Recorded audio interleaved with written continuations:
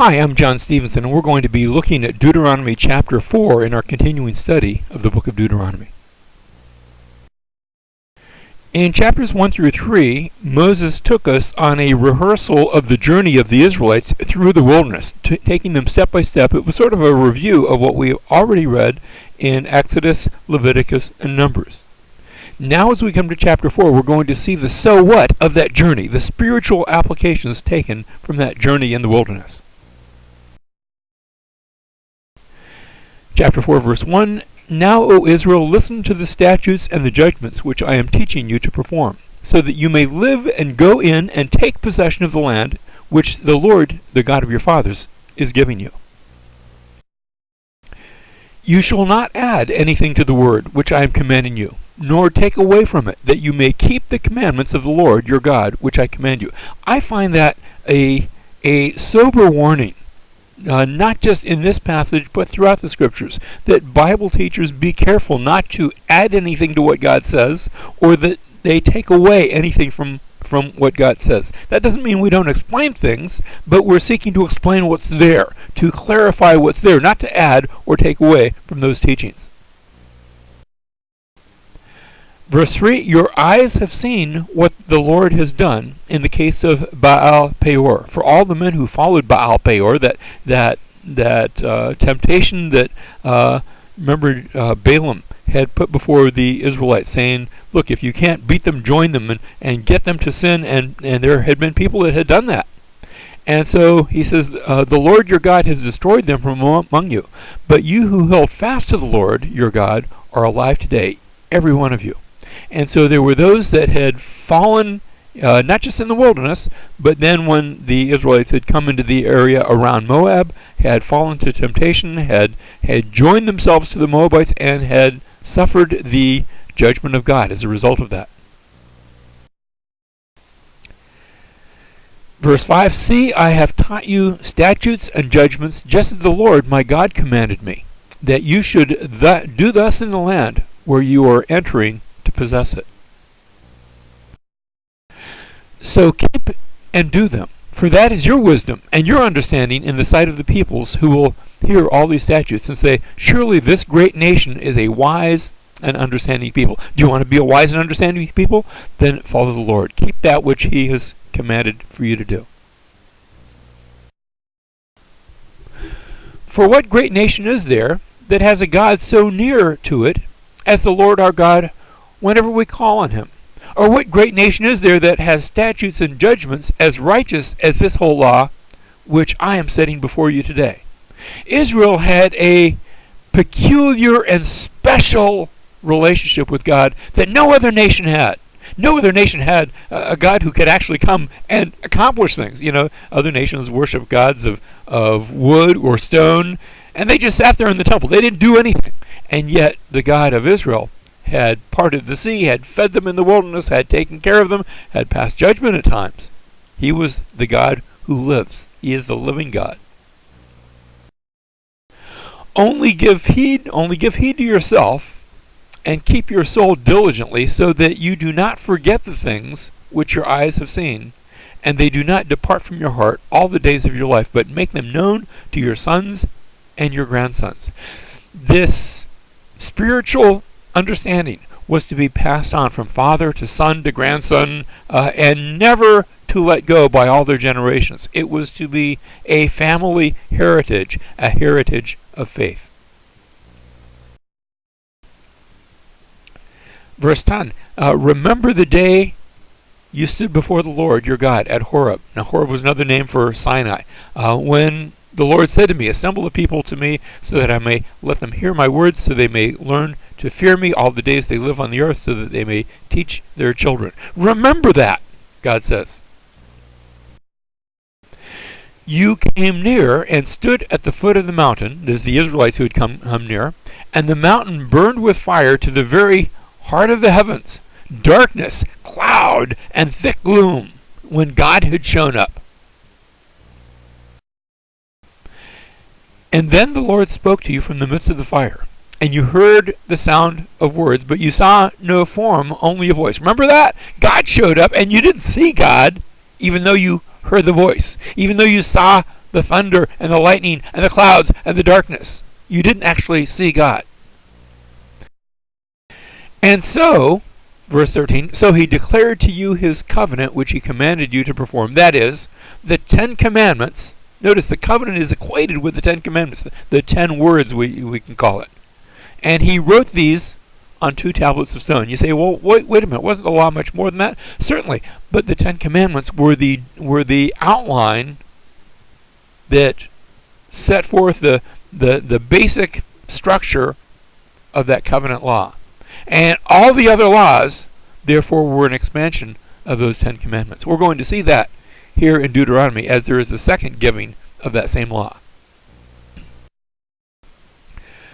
The Lord commanded me, verse 14, the Lord commanded me at that time to teach you statutes and judgments that you might perform them in the land where you are going over to possess it. So, he says, watch yourselves carefully, since you did not see any form on the day the Lord spoke to you at Horeb from the midst of the fire. Remember, God showed up, but you didn't see God. And because you didn't see God, verse 16, so that you do not act corruptly and make a graven image for yourselves in the form of any figure, the likeness of male or female, the likeness of any animal that is on the earth, the likeness of any winged bird that flies in the sky, the likeness of anything that creeps on the ground, the likeness of any fish that's in the water below. You didn't see anything like that. God doesn't take that kind of an image. He's the invisible God. And because of that, notice he says also, and beware not to lift up your eyes to heaven and see the sun and the moon and the stars, either things that God made. God made the sun, God made the moon, God made the stars, all the hosts of heaven. Don't look at those and begin worshiping those things that God made instead of worshiping God. You can look at those and you can say, oh, God made those. That's great. It's a reminder of who God is. But don't go worshiping the sun, the moon, the stars, and serve them. Those things that the Lord your God has allotted to all the peoples under the whole heaven. Just because other people worship them doesn't mean you should be doing that. But the Lord has taken you and brought you out of the iron furnace from Egypt to be a people for his own possession, as today. They had been through the fire, and God had used that to mold his nation and his people. Now the Lord was angry with me on your account. Now Moses is speaking about God being angry with Moses, and swore that I would not cross the Jordan, and that I would not enter the good land which the Lord your God is giving you as an inheritance. For I will die in this land. I will not cross the Jordan, but you shall cross the land and take possession of this good land. The Israelites are going to cross over, and Moses isn't going to be allowed to do that. When we get to the end of the book of Deuteronomy, Moses is going to die still outside the land. He will not be able to enter in.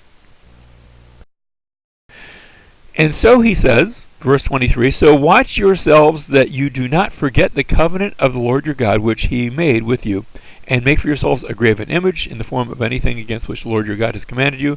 For the Lord your God is a consuming fire, a jealous God. Don't go giving worship to things rather than to him.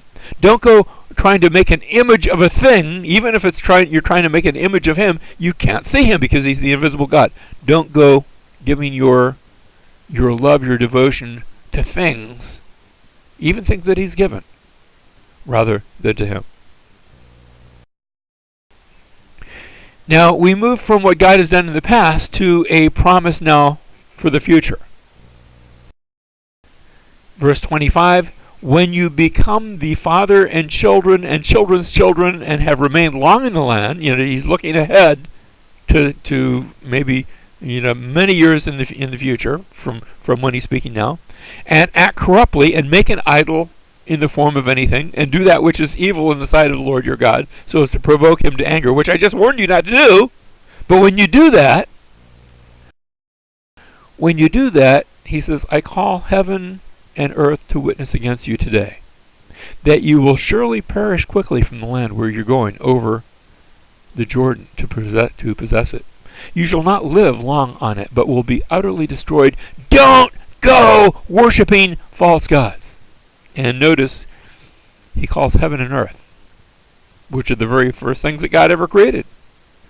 And they serve as witnesses against you.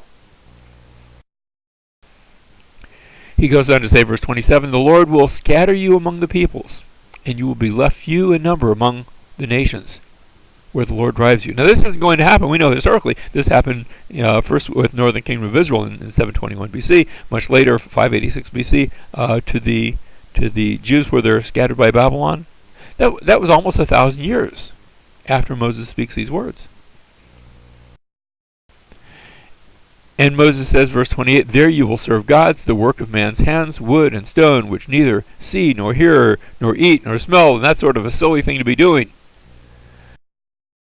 And so we have this promise that if you turn to idols, then judgment's going to come, and you're going to be driven from the land.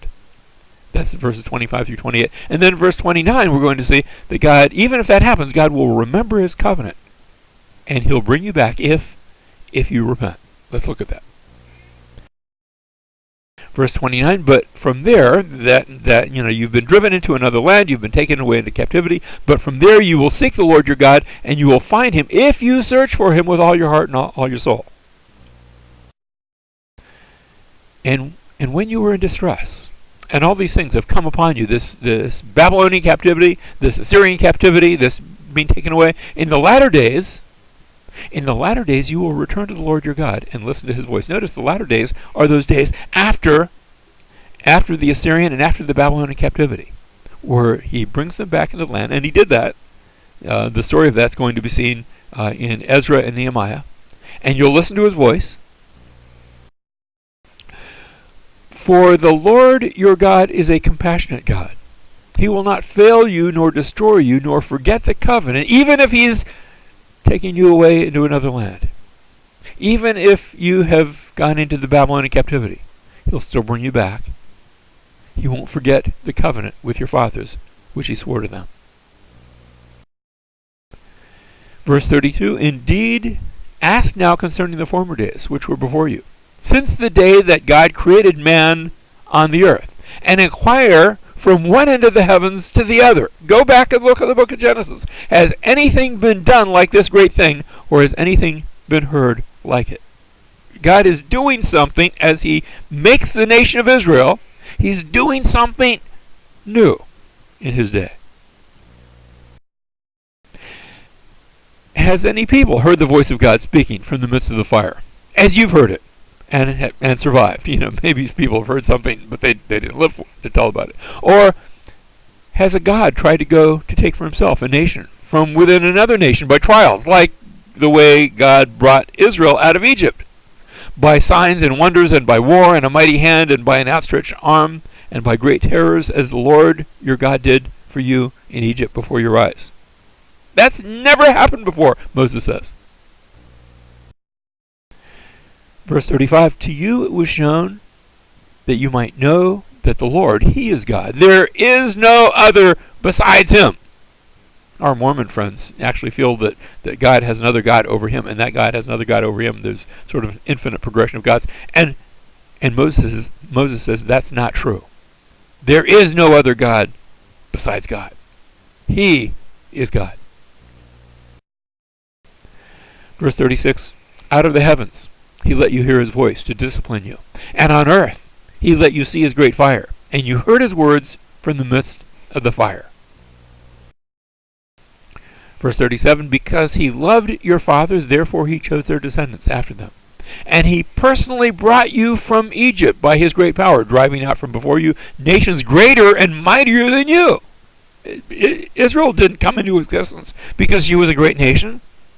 Egypt was a greater nation. Egypt had a lot more power. And yet God says, I was there to bring you in and to give you their land as an inheritance, as it is today. Israel was taken out of Egypt, a great nation, and now Israel's going to go into Canaan, which is already a great nation with great cities already built there. And yet, God is going to win the victory. Verse 39, know therefore today, and take it to your heart, that the Lord, he is God in heaven above, and on the earth below. There is no other. Notice the repetition there.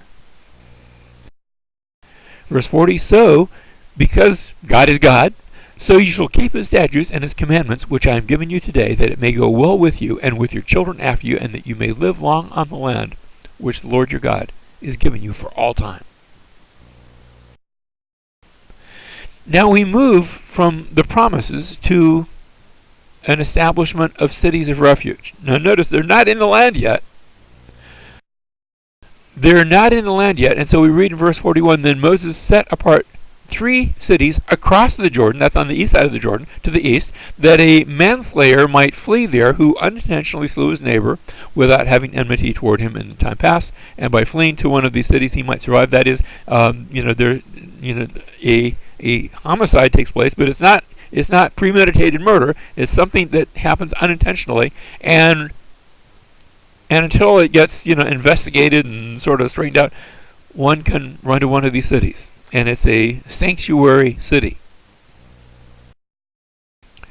And here are the cities, verse 43. Bezer in the wilderness on the plateau for the Reubenites, and Ramoth in Gilead for the Gadites, and Golan in Bashan for the Manassites. Here's where they're located, Golan and Ramoth Gilead and Bezer. And these are all on the east side of the Jordan River. Now you say, aren't there supposed to be another 3 cities on the west side? Yes, but the Israelites weren't there yet. They haven't crossed over yet, so they'll hear about those later on. And finally we have a summary statement. The summary statement here is in verse 44. Now this is the law which Moses set before the sons of Israel. These are the testimonies and the statutes and the ordinances which Moses spoke to the sons of Israel when they came out from Egypt across the Jordan in the valley opposite Beth Peor, in the land of Sihon, king of the Amorites, who lived in Heshbon, whom Moses and the sons of Israel defeated when they came out from Egypt.